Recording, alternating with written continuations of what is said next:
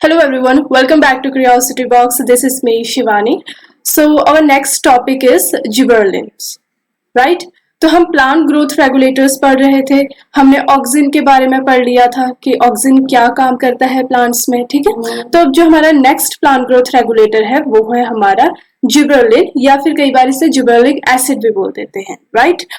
Now अब एक बार हम थोड़ा सा रिवाइज कर लेते हैं कि ऑक्सिन में हमने क्या क्या देखा था। हमने देखा था कि जो ऑक्सिन है रूट की प्रमोशन करवा रहा है, रूट को प्रमोट करवाता है ना ऑक्सिन, रूट ग्रोथ को। नेक्स्ट एपिकल डोमिनेंस हमने देखा था ऑक्सिन में कि किस तरीके से जो एपिकल जो बर्ड है वो ग्रो करता है और लेटरल को वो इनहिबिट करता है। लेकिन जैसे ही हम एपिकल डोमिनेंस को रिमूव कर देते हैं तो जो लेटरल साइड की जो ब्रांचेस वगैरह है वो ग्रो होनी शुरू हो जाती है, ठीक है। तो उसी तरीके से आज हम जिबरेलिन के बारे में पढ़ेंगे कि किस तरीके से जिबरेलिन हमारे प्लांट्स में काम करता है। ओके, सो सबसे पहले तो आ जाते हैं इसकी डिस्कवरी पे। देखो, पहले डिस्कवरी में सबसे पहले एक स्टोरी मैं आपको बताती हूँ। जापान में क्या हुआ था, राइस देखा होगा आपने, राइस का जो प्लांट है वो देखा होगा। तो उसकी जो लेंथ होती है अराउंड इतनी, अगर मैं यहाँ पे बना देती हूँ, suppose this is the rice, ठीक है। तो जापान में राइस ग्रो की गई थी, पैडी ग्रो की गई थी, ओके। तो जो वहां के फार्मर्स थे, कुछ टाइम बाद उन्होंने देखा कि जो राइस का प्लांट है वो अपनी नॉर्मल हाइट से बहुत ज्यादा इंक्रीज कर गया है, ठीक है। तो नॉर्मल हाइट अगर राइस की ये थी 5 to 6 फीट थी, तो वो ग्रो करके बहुत ही ज्यादा उसकी जो लेंथ है वो इंक्रीज हो गई थी, ठीक है। तो इसकी क्या हो गई थी, इलोंगेशन हो गई थी इस प्लांट की। तो ये नोटिस किया था जापान के उन फार्मर्स ने राइस प्लांट में, ठीक है। तो उन्होंने इस डिसीज को नेम दे दिया बकाने फुलिश डिसीज या सीडलिंग। फुलिश सीडलिंग भी बोल देते हैं या फिर बकाने डिसीज भी बोल देते हैं, ठीक है। तो उन्होंने ये इसको नेम दे दिया कि इस प्लांट, जो ये प्लांट्स हैं जो बहुत ही ज्यादा ग्रो कर गए हैं, उनको बकाने डिसीज हुई पड़ी है या बकाने फुलिश सीडलिंग डिसीज हुई पड़ी है। अब देखो, कोई प्लांट है बहुत ही अपनी नॉर्मल हाइट से बहुत ज्यादा लेंथ में इंक्रीज कर जाएगा, तो वो क्या होगा, अपने बाहर से थोड़ा गिर भी जाएगा। तो उससे क्या होता था, जो राइस है उसका बहुत लॉस होता था, ठीक है। तो यहाँ पे देखो, ये मेरे पास एक नॉर्मल प्लांट है जिसकी हाइट इतनी है, लेकिन आफ्टर जिबरेलिन ये इतनी ज्यादा हो गई। ये अभी हम आगे पढ़ेंगे कि किस तरीके से ये होती है। बाद में फिर जब इन्होंने और इस पे स्टडी की कि ये डिसीज क्यों हो रही है, तब इन्होंने देखा कि ये डिसीज एक फंगस की वजह से हो रही है, एक फंगस की वजह से हो रही है जिसका नाम है जिबरेला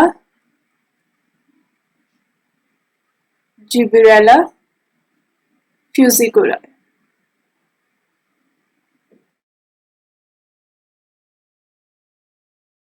राइट। ओके, तो उन्होंने देखा कि ये जो डिसीज है, ये जिबरेला फ्यूजिकुराई नाम का एक फंगस है जो कि ये इलोंगेशन इन लेंथ कर दे रहा है इन केस ऑफ राइस प्लांट, ठीक है।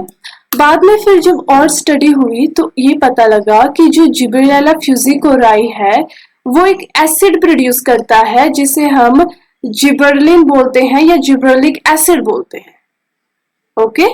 तो हम इसको क्या बोलेंगे, जिबरेलिन बोलेंगे या जिबरेलिक एसिड बोलते हैं।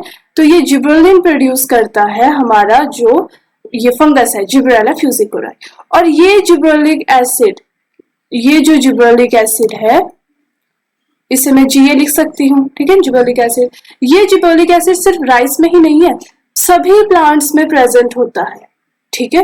तो उन्होंने बाद में और डिस्कवरी की तो उन्हें बहुत सारे डिफरेंट जिबरेलिन्स मिले। तो उन्होंने उनके स्ट्रक्चर के बेस पे उनको नेम दे दिया gibberellic acid 1, gibberellic acid 2, gibberellic acid 3। ऐसे ही हंड्रेड्स ऑफ जिबरेलिन्स उन्हें मिले, प्लांट से मिले, फंगस से मिले, ठीक है। तो अब इससे क्या पता लगा साइंटिस्ट को, उन्होंने देखा कि जिबरेलिन हमें इतने डिफरेंट प्लांट्स में मिल रहा है, ठीक है, फंगस में भी मिल रहा है। यानी कि जिबरेलिन जो है वो बहुत ही इंपॉर्टेंट एक ग्रोथ रेगुलेटर है जो प्लांट में नॉर्मली प्रेजेंट होता ही होता है, ठीक है। नॉर्मली प्लांट में जिबर्लिक एसिड या जिबर्लिन प्रेजेंट होता ही होता है, लेकिन उस राइस वाले उस डिसीज के केस में क्या हुआ था, इस जिबर्लिक एसिड की जो अमाउंट था, जो कंसंट्रेशन थी, बहुत ज्यादा इंक्रीज हो गई थी, जिसकी वजह से क्या हुआ, उसकी जो लेंथ है, लेंथ इंक्रीज कर गई राइस की। ठीक है। तो इससे आपको क्या पता लगा कि जिबर्लिक एसिड जो है वो क्या हेल्प करता है, इलोंगेशन में हेल्प करता है प्लांट की। ठीक है। हाइट को इंक्रीज करता है, या फिर मैं कह सकती हूँ कि किसको इंक्रीज करेगा, हाइट को इंक्रीज करेगा या फिर इलोंगेशन करेगा। तो इससे ये बात पता लग गई आपको कि जो प्लांट की जो हाइट होती है, जो उसकी लेंथ इंक्रीज होती है, वो जिबर्लिक एसिड करवाता है, इलोंगेशन करवाता है प्लांट्स की। ठीक है। उसके बाद जब मैंने बताया था कि आपको कि डिफरेंट डिफरेंट जिबर्लिन्स जो थे वो डिस्कवर हुए थे, लेकिन सबसे ज्यादा जो जिबर्लिन जिस पे स्टडी की गई और वो था GA3। ठीक है। तो GA3 पे बहुत ज्यादा रिसर्च की गई और ये नेचुरली डिस्कवर हुआ था और फर्स्ट डिस्कवर यही हुआ था, फर्स्ट डिस्कवर। तो कौन सा जिबर्लिन सबसे पहले डिस्कवर किया गया था, GA3। बाद में और मिलते रहे डिफरेंट डिफरेंट प्लांट्स में, बट GA3 पे सबसे ज्यादा काम किया गया है और सबसे पहले भी यही डिस्कवर हुआ था। ओके। तो ये हमने थोड़ी जिबर्लिन के बारे में पढ़ लिया कि किस तरीके से वो इंक्रीज करता है हाइट और इलोंगेशन में हेल्प करता है। तो सब जो नेक्स्ट है, नेक्स्ट जो इम्पोर्टेंट जो चीज है जो आपको याद रखनी है कि इलोंगेशन में तो हेल्प करता है, बट इलोंगेशन ऑफ इंटरनोड करेगा जिबर्लिन, इलोंगेशन ऑफ इंटरनोड। तो इंटरनोड क्या होता है, दो नोड्स के बीच की जो होती है, जैसे ये प्लांट बनाया मैंने ना, तो यहाँ पे एक नोड हो गया, ये मेरे पास दूसरा नोड प्रेजेंट हो गया, तो ये जो बीच में जो स्पेस पड़ी हुई है दो नोड्स के बीच में जो जगह होती है उसे हम इंटरनोड बोलते हैं। This is a node, this is also node, and in between two nodes क्या हो गया मेरा, इंटरनोड। तो जो इंटरनोड है, इंटरनोड की लेंथ को इंक्रीज करेगा, यानी कि नोड भी ऐसे ही रहेगा, लेकिन जो इंटरनोड है, ये जो बीच का जो है, ये इंक्रीज हो जाएगा। ठीक है। तो इलोंगेशन ऑफ इंटरनोड करवाता है जिबर्लिन, जिसकी वजह से प्लांट की क्या हो जाएगी, हाइट इंक्रीज हो जाएगी। ओके। तो अब हम नेक्स्ट देखते हैं इसके कुछ फंक्शंस।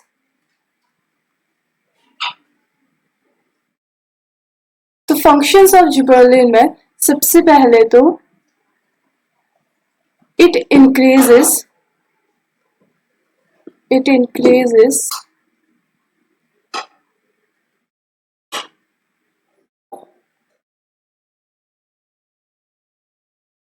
length of internode। ठीक है। इंटरनोड में हेल्प करता है ग्रोथ में, इसको हम क्या लिख सकते हैं, इलोंगेशन भी लिख सकते हैं। अब ये देखो, ये हो गया ग्रेप्स के केस में। ग्रेप्स के केस में क्या हुआ, ग्रेप्स में ये मैं बना देती हूँ एक, इस तरीके से होता है आपके ग्रेप्स, बंच में लगे होते हैं, है ना। अब ग्रेप्स क्या होता है, बहुत सारे जब झुंड में लगे होते हैं तो चांसेस है कि वो बहुत ज्यादा लॉस भी हो हमारे ग्रेप्स का, क्योंकि वो बहुत टाइटली पैक्ड होंगे, बहुत झुंड में लगे होंगे, तो वो क्या होंगे, गिर भी जाएंगे। तो जब हमने इसको जिबर्लिन के साथ ट्रीट करवाया, जिबर्लिक एसिड के साथ, तो क्या हुआ, इसकी जो लेंथ है वो इंक्रीज हो गई। अब जिस जहां पे ये लगे होंगे, इस स्टॉक पे जो लगे होंगे, अब इनकी लेंथ इंक्रीज हो गई, तो क्या होगा, ये थोड़े दूर दूर लगे होंगे, जिसकी वजह से जो लॉस है, ग्रेप्स का जो लॉस हो जाता था वो बच जाएगा।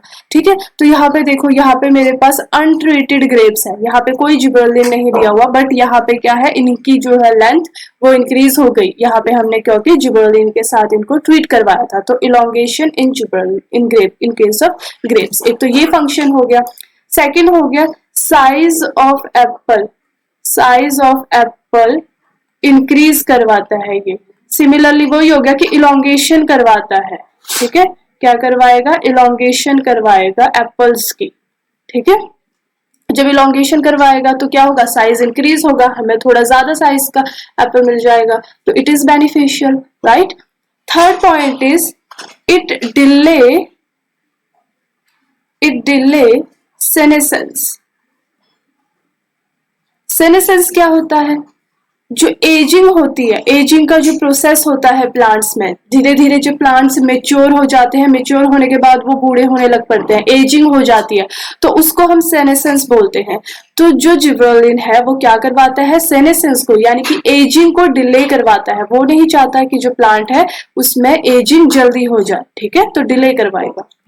सो our next function is gibberellic acid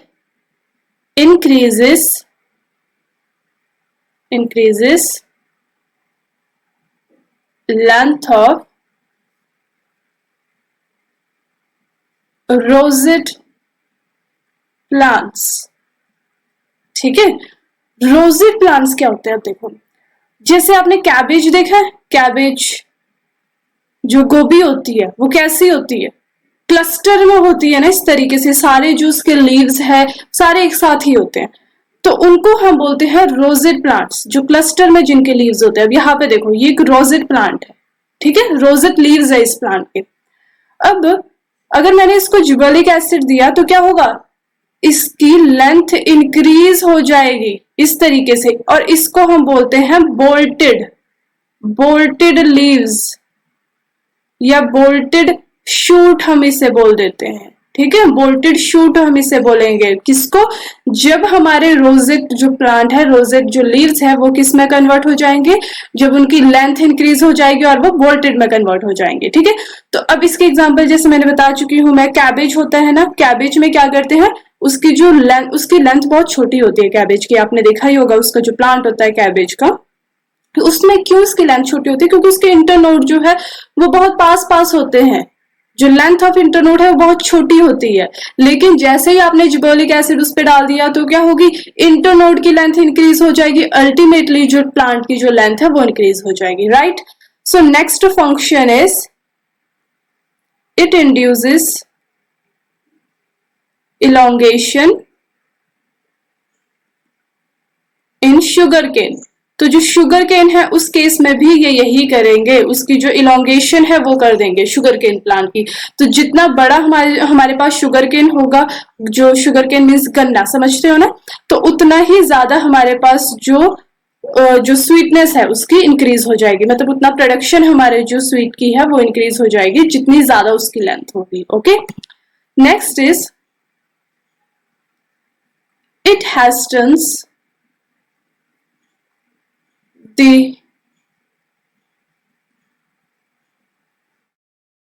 maturity in juvenile conifers। अब देखो कॉनिफर्स समझती हो क्या होता है, ये देखो जिनमें कोन्स होते हैं, जो हमारे जिम्नोस्पर्म्स है, जिम्नोस्पर्म्स में क्या होते हैं, कोन्स होते हैं ना, और उन कोन्स के अंदर हमारा जब फर्टिलाइजेशन हो जाएगी उन कोन्स के अंदर हमारे सीड्स बनते हैं, ठीक है। तो जो जुवेनाइल कॉनिफर्स है, जुवेनाइल मतलब जब प्लांट बहुत ही यंग स्टेज में है, बहुत ही अभी छोटा है प्लांट, यंग है, तो जो उसमें भी जो कॉनिफर्स होंगे वो भी बहुत ही छोटे और यंग होंगे। तो जिबरेलिक एसिड क्या करता है, उन यंग कॉनिफर्स को जल्दी से, ताकि वो मेच्योर हो जाए, उनकी जो मेच्योरिटी है वो इंक्रीज कर देता है, जो प्रोसेस ऑफ मेच्योरिटी है, ताकि वो जल्दी मेच्योर हो जाए। जल्दी मेच्योर हो जाएंगे तो क्या होगा, उतनी ही जल्दी फर्टिलाइजेशन होगी और उतनी जल्दी सीड प्रोडक्शन होगा। ओके, तो it will hasten the maturity in juvenile conifers, right. Next, gibberellic acid helps in malting process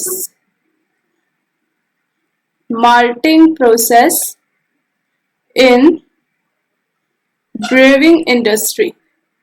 देखो माल्टिंग प्रोसेस में क्या होता है, ब्रीविंग इंडस्ट्री समझते हो, ब्रीविंग इंडस्ट्री क्या होती है, जहां पे हमारा जो जैसे वाइन्स वगैरह बनते हैं ना, जहाँ पे बियर, वाइन्स और अल्कोहल्स वगैरह, जो ये ब्रीविंग इंडस्ट्रीज होती है, तो यहाँ पे जो माल्टिंग प्रोसेस है उसको फेस्टन करता है, उनको जल्दी से जल्दी जो माल्टिंग प्रोसेस है वो हो जाए, वो कौन हेल्प करता है, हमारा जिबरेलिक एसिड हेल्प करेगा, राइट।